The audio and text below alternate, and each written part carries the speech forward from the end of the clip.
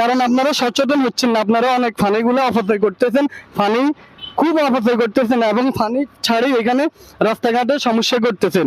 তো আমি বিশেষ করে আমাদের ওয়ার্ড প্রতিনিধি, ইউনিয়ন প্রতিনিধি এবং যারা সমাজসেবক আছেন এবং বর্তমানে নেতাকর্মী যারা আছেন, আপনারা সুনজরে এই বিষয়টা দেখবেন এবং রাস্তাটা মেরামতের জন্য আপনাদেরকে আবেদন জানাচ্ছি।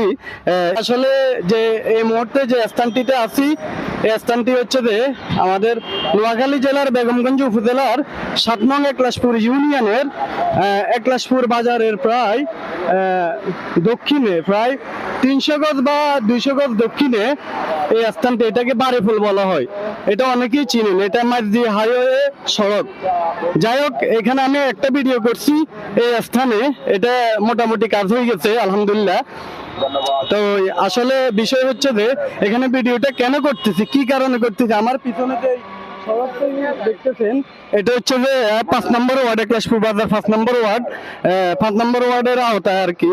তো এই সড়কটাতে যে সমস্যাগুলো আমি ভিডিও স্ক্রিনে দিয়ে দেবো, তারপরে আমার যতটুক প্রয়োজন, যতটুক আমি দেখাতে পারতেছি। আসলে অনেক কিছু আপনার ভিডিওর মাধ্যমে এবং ক্যামেরার মাধ্যমে দেখা যায় না, স্বয়ং দিতে জায়গা আসা দ্বারা কেউ বুঝে না এবং জানে না।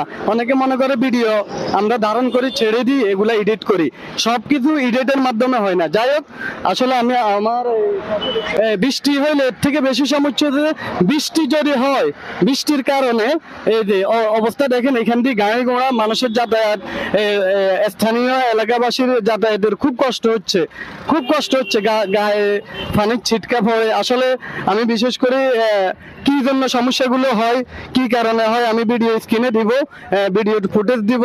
কিন্তু দেখেন সমস্যা কি, এখানে সামান্য বৃষ্টি হয়েছে, কাদা মাটা সামান্য হয়েছে, এই যে দেখেন অবস্থাটা কি অবস্থা, আমি ভিডিও স্ক্রিনে দিয়ে দিব। এখানে আমি দেখি স্থানীয় কাউকে পাই কিনা, যদি স্থানীয় কাউকে পাই তাহলে ওনাদেরকে জিজ্ঞেস করবো, না হয় আমি বলবো। বিশেষ করে এখানে ভাঙাচুরা ইটের এগুলো হয়ে গেছে, কিন্তু আমি বিশেষ করে রাস্তা মেরামতের জন্য জোর দাবি জানাইতেছি, আবেদন জানাইতেছি, বিশেষ করে নোয়াখালী জেলা প্রশাসন এবং বেগমগঞ্জ ইউনো মহোদয় এবং আমাদের ইউনিয়ন প্রতিনিধি যারা আছেন, ওয়ার্ড প্রতিনিধি যারা আছেন এবং সমাজসেবক যারা আছেন, আপনারা সুনজরে দৃষ্টি আকর্ষণ করবেন। কেননা এখানে সুস্থ মানুষ চলাফেরা করা অসম্ভব এবং অসুস্থ মানুষের কঠিন অবস্থা। এক কথা আর বারবার বলতে পারতেছি না, তারপরে এটা আমার কর্তব্য, আমি বলে যাব ইনশাল্লাহ। তো যাই হোক, বিষয় হচ্ছে যে এখানে আসলে স্থানীয় কোনো লোকজন পাইতেছি না। বিশেষ করে এখানে এই যে